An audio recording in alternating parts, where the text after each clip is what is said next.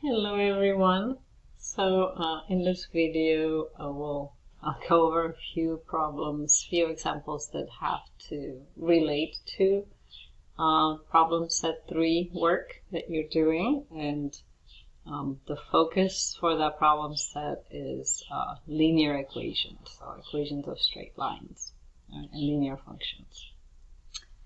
Alright, so let's look at this problem here. So Linda, Asia, and Mookie are all playing frisbee.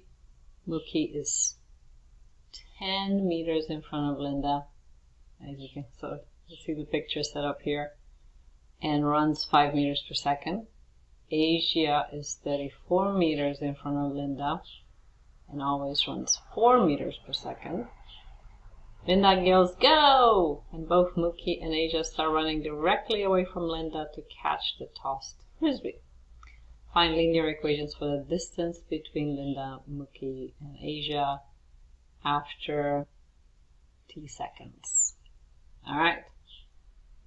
Okay, so let's look at finding linear equations for these distances. So between Mookie and Linda, and between Asia and Linda. And then later we also need to find the equation of the distance between Mookie and Asia. Right? So a linear equation, linear function, has the format y equals mx plus b. Right?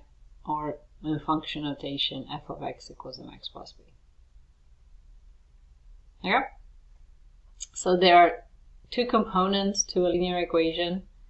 The b part is the y-intercept. It's a starting point. It's the value of the quantity that you're looking for at time 0, like at the initial value.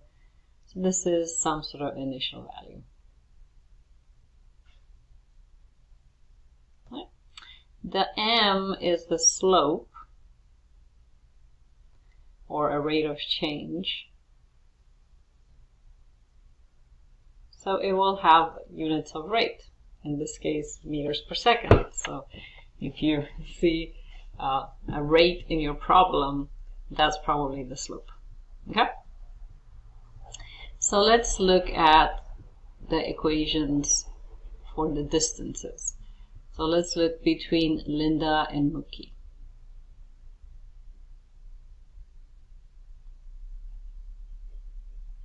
Okay, so Linda standing still, Mookie is running.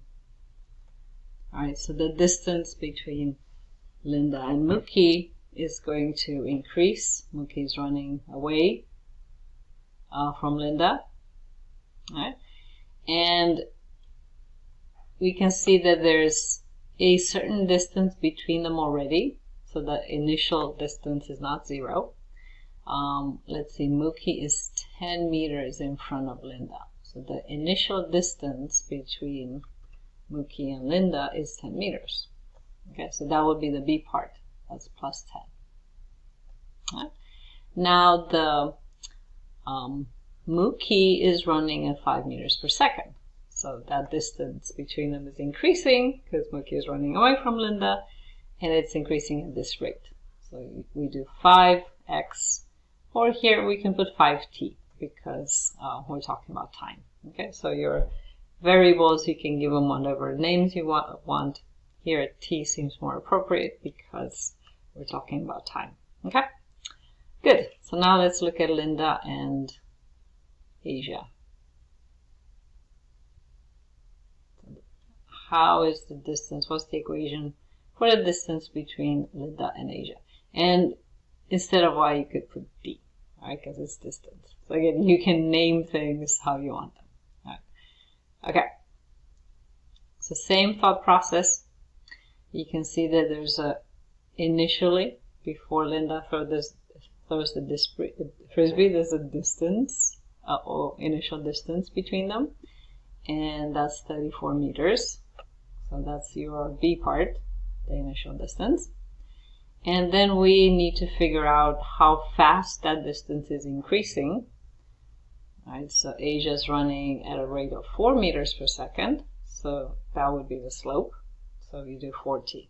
So 4t plus 34 is how the distance between Linda and Asia is changing. All right, we have one more to do.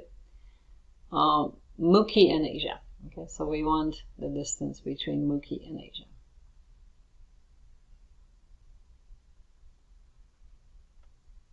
Okay, so they're both moving, right? And there's an initial distance between them. Okay, so let's see, the initial distance between them, we can figure out. So Mookie is 10 meters from Linda and Asia. So this is that distance here. And Asia is 34 meters. So if I take the difference between these two, I can say that Mookie and Asia are 24 meters apart to start with. So that would be our initial distance between these two. Okay. All right, now they're both running. Mookie is running at 5 meters per second. Asia is running at 4 meters per second. All right, so kind of the relative speed, Mookie is gaining up on Asia. He's going to catch her at some point. Okay, so the distance between them is shrinking. And it's shrinking at the rate of 1 meters per second, because for each second, Mookie gets 1 meter closer to Asia. So because it's decreasing, we do negative. So it's going to be negative 1t, right? So we can write d equals negative t plus 24. We don't really need that negative 1 there, right? So that's how the distance between Mookie and Asia is changing. All right. So this was kind of a setup for application problem with linear functions. Let's look at another example here. So you might have noticed there are lots of references to Seattle and University of Washington and these problems. This is because the book and the problems were written by some professors at the University of Washington. And it was probably a few years ago because you can see the years, year 2000, 1989, so on. So kind of keep that in mind if you're wondering. It's like, why are we talking about Seattle all the time? It's because it was written by people who live in Seattle. Okay, so the yearly resident tuition at the University of Washington was $1,827 in 1989 and $2,907 in 1995. Assume that tuition growth at the UW follows a linear model. What will be the tuition in 2000? When will yearly tuition at the University of Washington be $10,000? All right. So let's make a little table of values. So year and cost. So we have year and we have tuition. So in 1989, it's $1,827. Right. In 1995, is $2,907. Okay. So we are assuming that this is a linear growth or linear model. That means we can figure out y equals mx plus b. This is the equation for a linear model. So in this case, we can have our y be the tuition cost, and the x variable is the year. Right? So I think a good way of starting this one is to figure out the slope. Okay, so the slope is going to be y2 minus y1 over x2 minus x1. So the difference in tuitions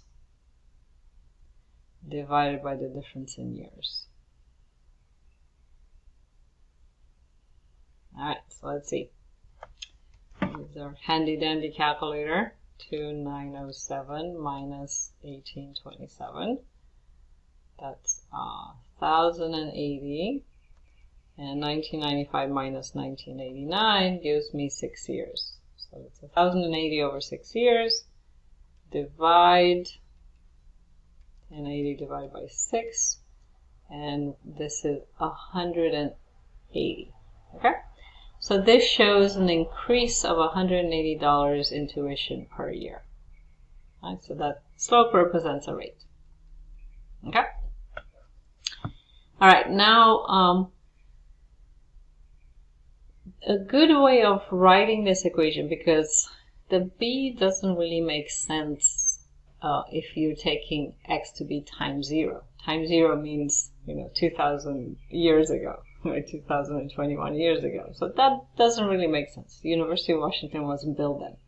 So a good way of writing this is to use this form of the equation. Y minus y1 equals mx minus x1, right?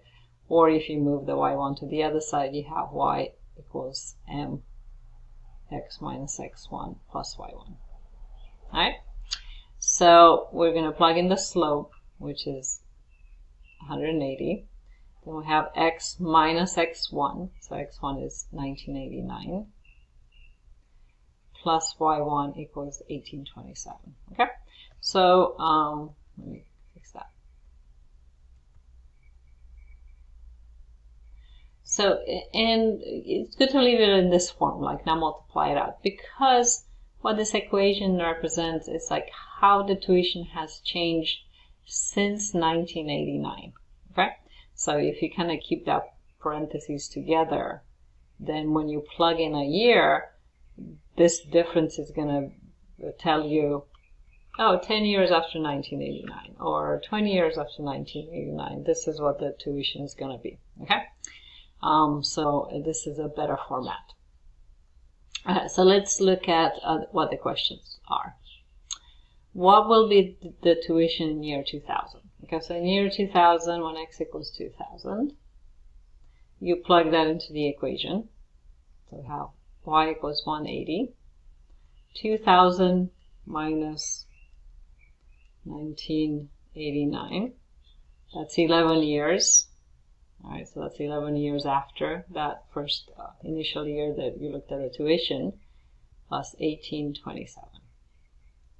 Okay, so we're going to do the calculations, and we get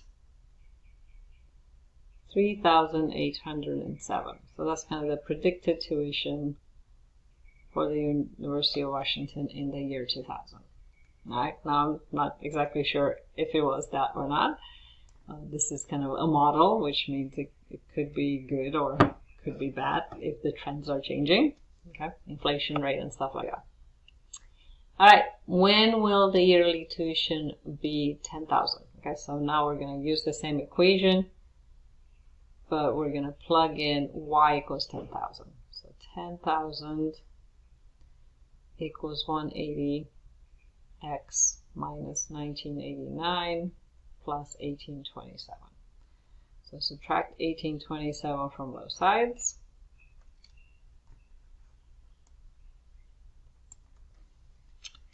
10,000 minus 1827. 8173 equals 180x minus 1989. Divide by 180.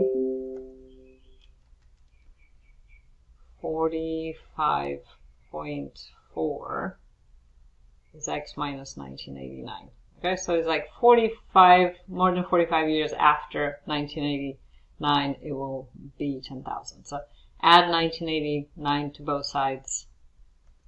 So plus 1989 gives me 2034. So the year 2034.4, you can round approximately year 2034.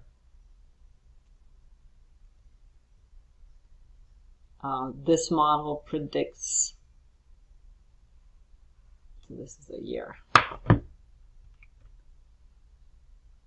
that the tuition will be around 10,000.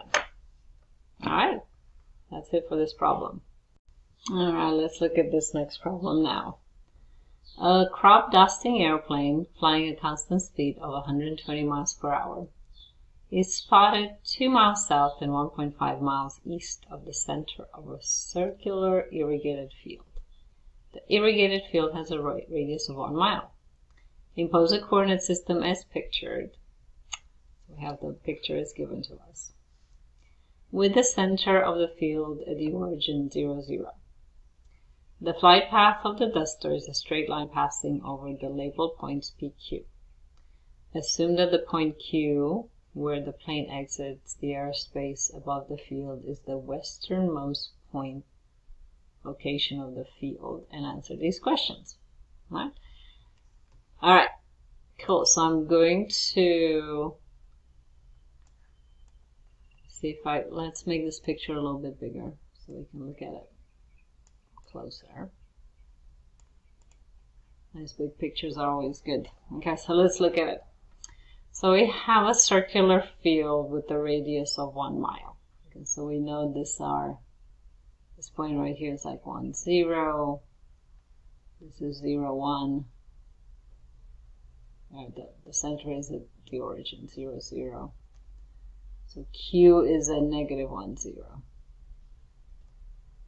And this is 0, negative 1. Okay? Coordinate systems are great. Now the plane is spotted, they said it was spotted 2 miles south and 1.5 miles east from the center. Okay, so that gives us the coordinates for where the plane was originally. Okay, so 1.5 is our x value, so 1.5, and then negative 2 is our y value. Okay, so those are the coordinates of that plane when it was originally spotted in this coordinate system. All right, so first question. Find a linear equation whose graph is the long line along which the crop duster travels. Okay, so it says in the problem that the airplane starts here and then it's going to pass through points P and Q, or above points P and Q, so we cannot know what the path is. So we can see that we can find the equation of this line because we have 2 points. We have x1, y1 is that original point, and x2, y2 is this point Q. All right, we're told that point Q is where the plane exits the airspace above the field, is the westernmost location of the field. Okay, so we can figure out what the slope is. So the slope is going to be y2 minus y1 over x2 minus x1. So we have negative 2 minus 0, negative 2 minus 0, and then 1.5 minus negative 1, which makes a plus 1. So the slope is going to be negative 2 over 2.5. All right, let's use our calculator. Negative 0.8. Okay? All right, so we can do the equation. We have y equals mx plus b. That's going to be y equals negative 0.8x plus b. To find the b value, we can plug in either of the first or the second point. Let's plug in the second point. We have 0 equals negative 0.8 times negative 1 plus b. 0 is 0.8 plus b, so b is going to be negative 0.8. So the equation is y equals negative 0.8x minus 0.8.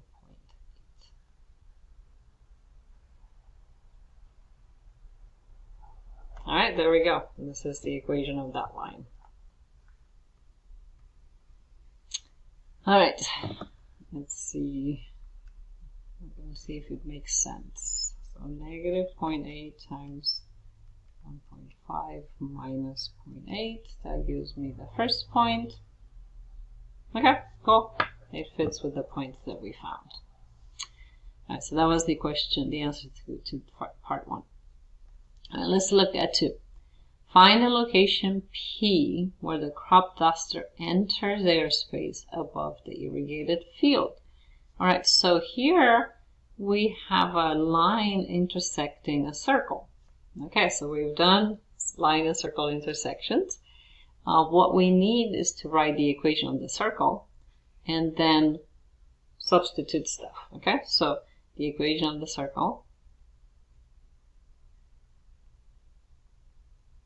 is x minus h squared plus y minus k squared equals r squared. So remember this from the last problem set. So our origin, h and k, are 0, 0. So we just get x squared plus y squared. Our radius is 1 mile, so we just get 1 squared. Okay, so we have the equation of the line that we just found, the dotted line here, and the equation of the circle, and we want to figure out where they cross. Okay, so we substitute. We need to plug in the line into the circle. Okay, so we have x squared plus negative 0.8x minus 0.8 squared equals to 1. Right? So let's multiply this out. We have x squared plus 0.8 squared equals 0.64 x squared plus 2 times the product here, so 2 times 0.8 times 0.8 gives me 1.28x plus 0.8 squared, which is 0.64, equals to 1. Alright, let's collect everything. This is a quadratic, so we're going to collect everything on one side of the equation. 1.64x squared plus 1.28x, and subtract 1 from both sides. 0.64 minus 1 gives me minus 0.36 equals to 0. And we need to solve this. I'm going to divide everything by 1.64. I don't know if it's going to help at all. It might not. But before jumping in to plug into the quadratic formula, I want to see if I can make it a bit simpler. Okay, so 1.28 divided by 1.64. Oh no, it's ugly. Ew. Alright, let's not do that. Undo, undo, undo. Control Z. That's what we do. Alright, that's not going to help at all. Okay, so we're going to plug it into the quadratic formula. So negative b plus or minus b squared minus 4ac over 2a. Negative 1.28 plus or minus 1.28 squared minus 4 times 1.64 times 0.36 times negative 0.36 divided by 2 times 1.64. Again, negative 1.28 plus or minus, alright, I'm going to do the square root part in my calculator. 1.28 squared over 1.64 and 0.36. 2! Oh my god, that's like so nice. 2 times 1.64. We thought it might end up not too bad. 3.28. Okay.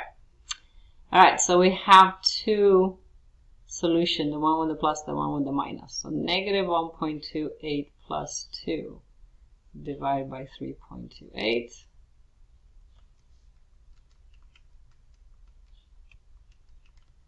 This gives me 0, oh yeah, I divided 0.22. And the other one, negative 1.28 minus 2 divided by 3.28. This one I'm going to get negative 1. And I'll tell you how I knew that quickly. I wasn't doing the calculation in my head. Yeah, that's negative 1. Okay? Good. So these two values represent the x coordinates where the line crosses the circle. So the reason I knew that second one was negative 1 is because we already know that point, right? That point is at negative 1, 0. X value is negative 1. This is that same negative 1 here. Okay? So the other point has an x value of 0.22. So x equals 0.22. Let's figure out the y value also. Okay, so we go back to our equation of the line, because that point is on the line, and we plug it in. So y equals negative 0.8 times 0.22 minus 0.8. Right? So here 0.8 times 0.22 minus 0.8 gives me negative 0.976, 0.98. Alright, so point P has coordinates 0.22, negative 0.98. Right there. Okay, it looks right from the picture. That's good. Alright, so that was the answer to number 2. Okay. Now, number 3. How much time does the duster spend flying over the irrigated field? Alright, so we gotta figure out how much time he's spending flying over this path between points P and Q. So we know his speed. We're told that the speed is 120 miles per hour. So we need to know what this distance is. Okay, so if we can figure out how far he's flying, then you can divide by the speed, and that will give you the time. Okay, so what is the distance between P and Q? So we need the distance between P and Q. Well, we know a formula called the distance formula. Okay, so we know P is these coordinates. We know Q is negative 1, 0. And we know the distance formula says square root of x1 minus x2 squared plus y1 minus y2 squared. Alright, so we plug in. So we have 0.22 minus negative 1, so plus 1 squared. And then negative 0.98 minus 0 squared. I'm just going to plug in and find the final answer in my calculator. So square root of 1.22 squared plus 0.98 squared, we get 1.56 miles. Alright, so that's how far it is between these two points. Alright, now his speed is 120 miles per hour. That's what the problem says. Okay, so to figure out the time, you know, distance equals rate times time, so time is going to be distance over the speed, over the rate. So 1.56 miles divided by 120 miles per hour, and so divided by 120, we get 0.013 hours. Okay, let's change that to minutes.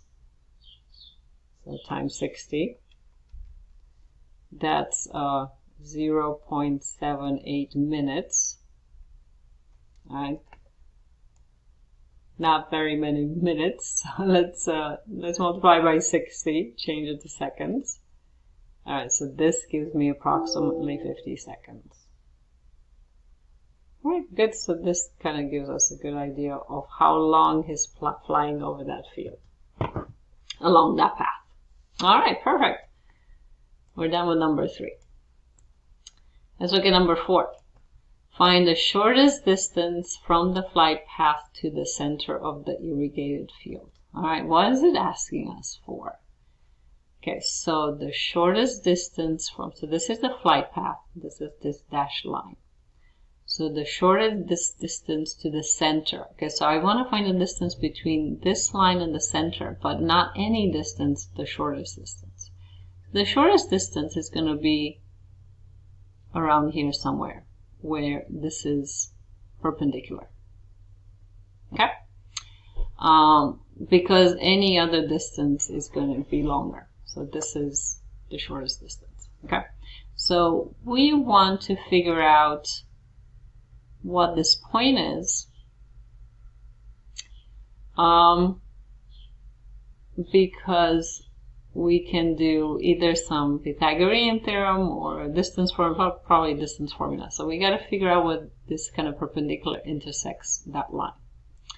Well, there's one thing I know about perpendicular lines is that their slopes are negative reciprocals of each other. Okay, so let's look at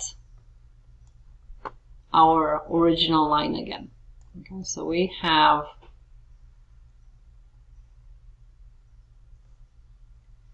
our line, the equation of our line is negative 0.8x minus 0.8.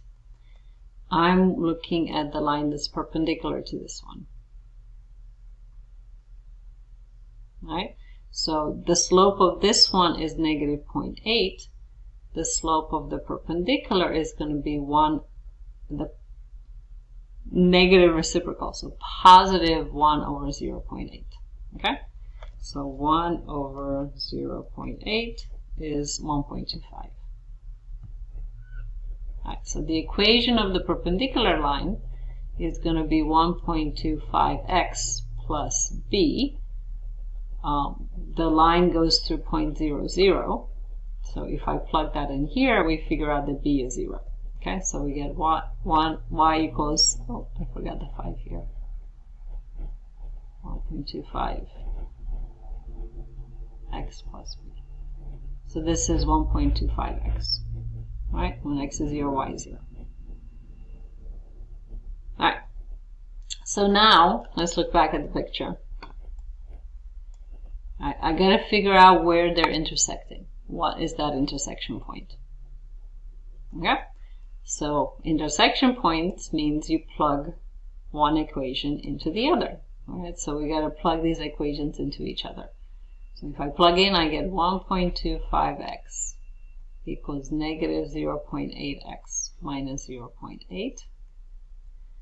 1.25 plus 0.8 gives me 2.05x equals negative 0.8. So x is going to be negative 0.8 divided by 2.05, negative 0.39.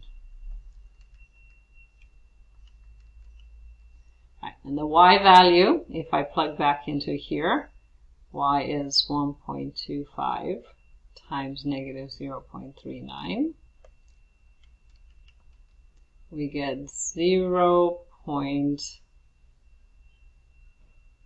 negative 0.49. Alright, so negative 0.39 and negative 0.49 is where those two lines intersect. Okay, so we found that point right there.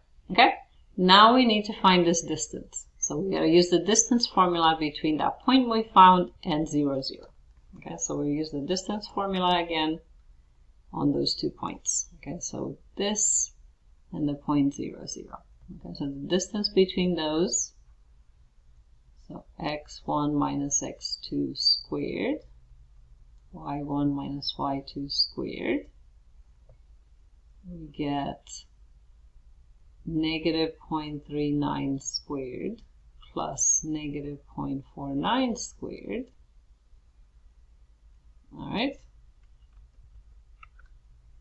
equals, alright, let's do the math, square root of 0.39 squared plus 0.49 squared. We get 0.63 miles.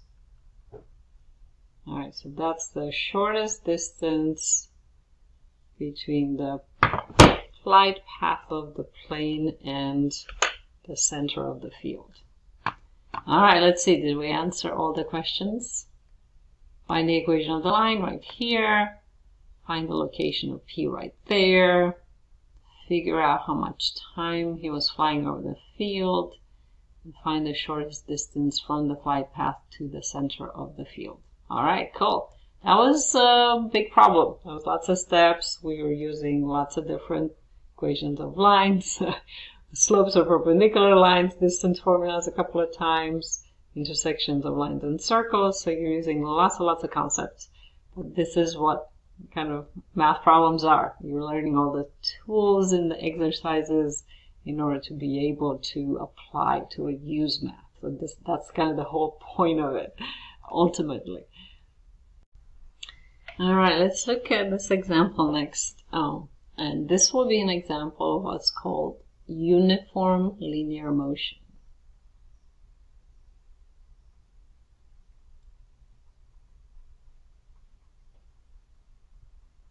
So all of the problems in this so far that involve motion were uniform linear motion.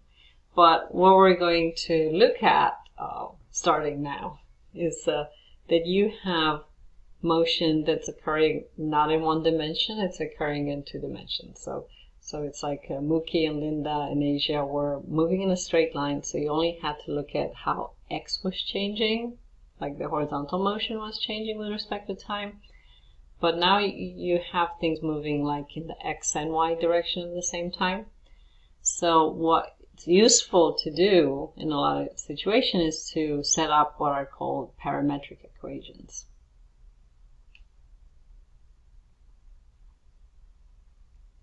Alright, and we'll visit and revisit these throughout the course. Okay, so parametric equation is basically two linear equations that depend on time. Okay, so we have x equals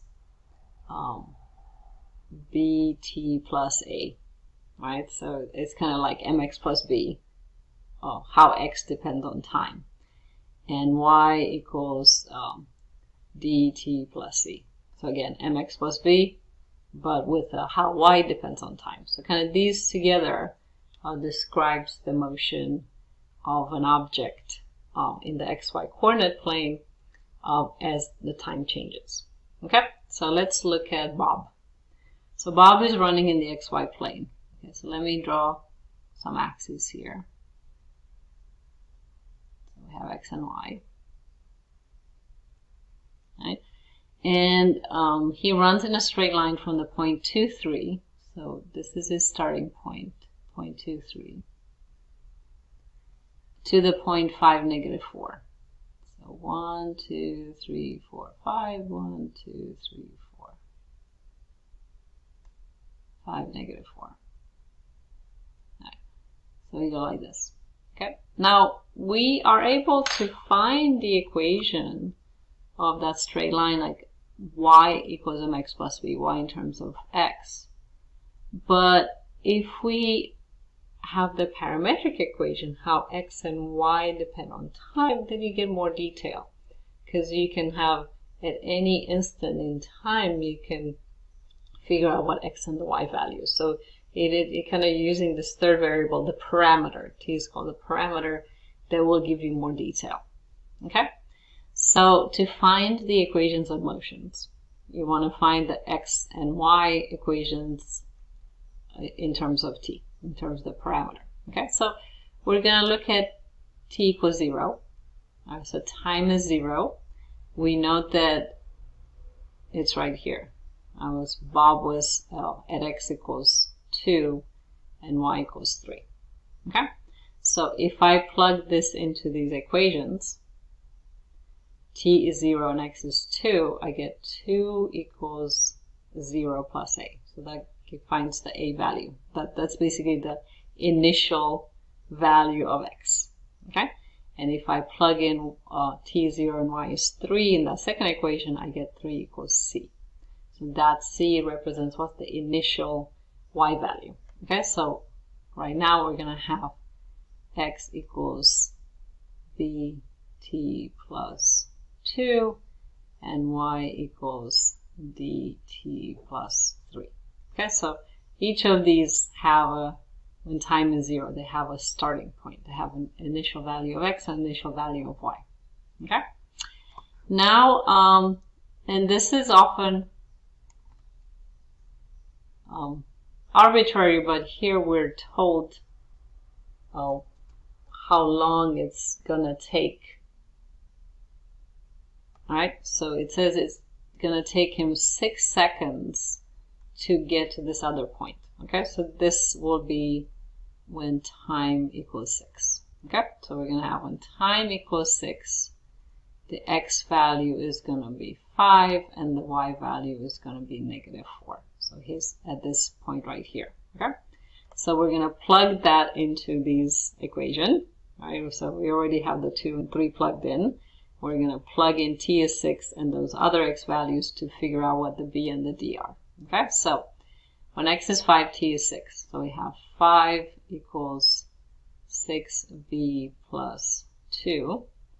So this is 5 minus 2 is 3.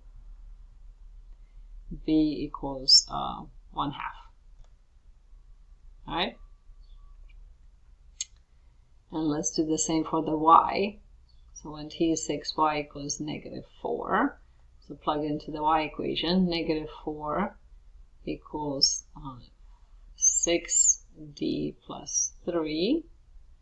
And -7 equals 6d. So d equals -7/6.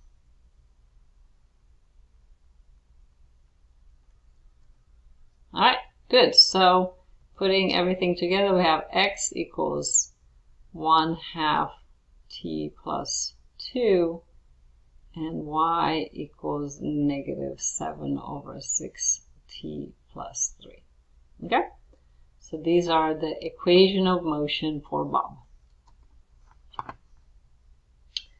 And it should be easy to check, right? So if I plug in t is 0, I'm going to get x is 2, y is 3. So that was Bob's initial starting point. If I plug t is 6, I get 3 plus 2 is 5. And -7 plus 3 is -4. So after 6 seconds, then that's where Bob is. Okay? So the problem doesn't ask for this, but let's say I want to find out where Bob is later. Okay, so let's say I want to figure out where is Bob 30 seconds after leaving that initial point. So when t equals 30, then we have x equals 1/2 30 plus 2, that's 17, and y equals -7/6 times 30 plus 3. So this is -35 plus 3, which is -32. So it's going to be at location 17 and -32. So those parametric equation of motions, once you have them, help you figure out where he is at any point in time. All right. All right, let's look at this equation. And this also has to do with uniform motion and the equations of motion. So for Olga. So Olga is running in the xy plane and the coordinates are given in meters. So for example, 0.10 is 1 meter from the origin, which is at 0, 0. She runs in a straight line starting at the 0.35 and running along the line y equals -1/3 x plus 6 at a speed of 7 meters per second, heading away from the y-axis. What are her parametric equations of motion? All right, let's see. So let's do a little sketch. All right. Let's see what we can figure out. So her starting point is at 3, 5. Here's 3 and 5. Okay. So those are the initial values. So if we have x equals AT plus B and y equals CT plus D, then 3 and 5 gives me the initial values when t is 0. So like B is 3 and D is 5. Okay, so those are always kind of when time is 0, these are the B and the D, the initial points. Okay, so I'm going to say that x equals AT plus 3 and y equals CT plus 5. Okay, so these are kind of the easy ones. Okay? All right, so she's running along this line, y equals negative 1/3 x plus 6. Okay, so let's see if we can graph that line. So we have a slope of negative 1/3. So that's from any point on the line I go down 1 and 3. I go up 1 and 3 this way. All right, so this is the line that she's running along. I think I went too high there. This point. All right, good. All right, so this is the line of motion. Okay. All right, so let's pick another point on the line. Okay, so I'm going to pick this other point on the line because the y-intercept here is negative 1/3 plus 6. I know this point right here is 0, 6. Right? So we know what path she's following and we know her speed. Okay? So we can figure out the time that it takes her to go from one point to the other. Alright, so I'm going to figure out the distance between these 2 points. So we're going to figure out the distance between 3, 5, and 0, 6. Alright, so it's going to be 3 minus 0, so 3 squared. And then 5 minus 6, negative 1 squared. So this is 9 plus 1, which is 10. So square root of 10 gives me 3.16.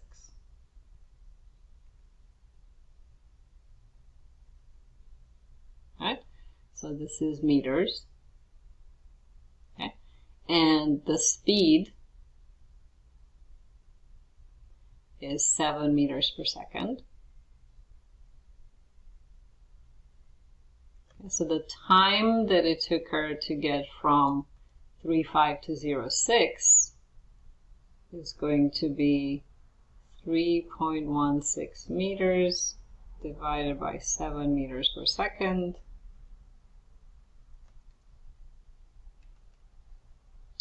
which is 0.45 seconds. Alright, so this will help us figure out what sort of the A and the C are. The speed in the X direction, the speed in the Y direction, because we can do what we were doing the last problem. So when time is 0.45, I know that the X value is equal to 0 and the Y value is equal to 6. Okay, so we're going to plug this into that equation. Let me just put it over here. So X is 0. So plug both of these, X is 0 and T is 0.45 in here. We have 0 equals 0.45 A plus 3. So A is going to be negative 3 over 0.45.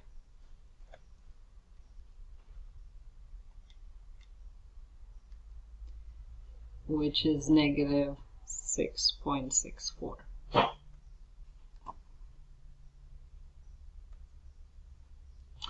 Alright, and then a Y value is 6. Okay, so plug into this equation. T is 0.45, Y is 6. So 6 equals 0.45 C plus 5. So subtract 5, we get 1 equals 0.45C. So C is going to be 1 divided by 0.45, which is equal to 2.22.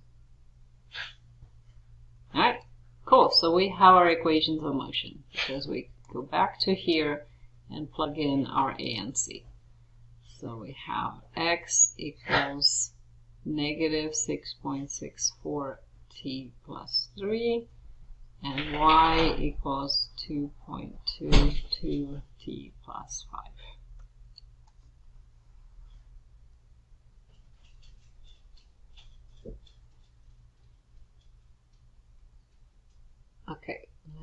make sure I didn't. Did I make any mistakes?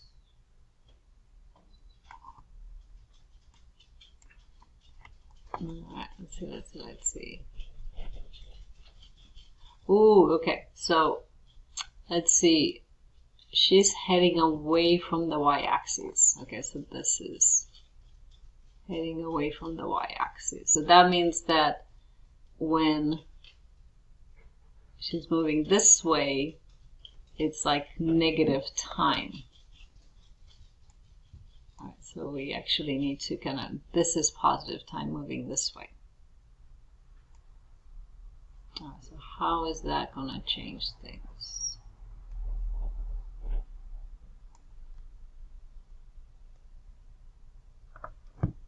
Alright, so that's like negative 0.45. This has to be positive.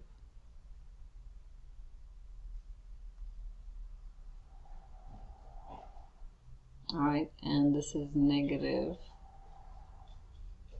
There has to be negative. Okay, so yeah, because there's a direction that was given, we need to take that into account. Okay, so I went back to this point 0.6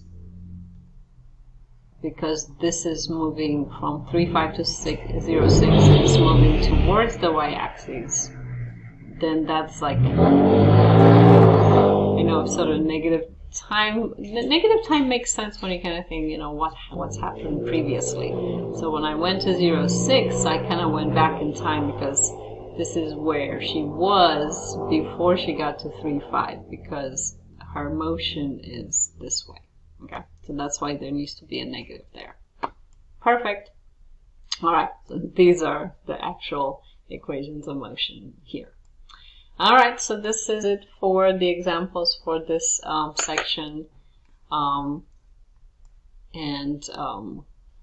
a look at these, hopefully, as you are working through the problem sets. It will give you some inspiration.